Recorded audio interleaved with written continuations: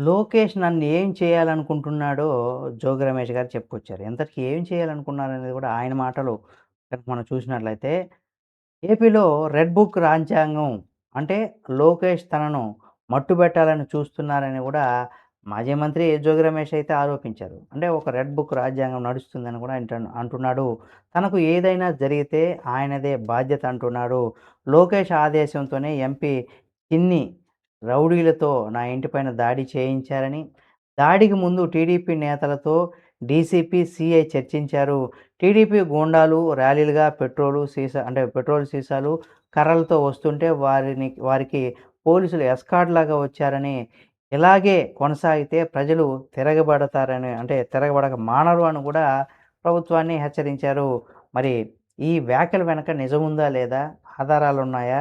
అయితే ఎవరు వ్యాఖ్యలు చేసినా సరే ఆరోపణలు చేస్తున్నారు ఆధారాలు లేకుండా. అది కూటమి నేతలైనా సరే, ఇటు వైసీపీ నేతలైనా సరే, అది ఆంధ్ర, తెలంగాణ అని కాదు దేశవ్యాప్తంగా ఆరోపణలు చేసుకుంటున్నారు గానీ ఆధారాలు లేకుండా.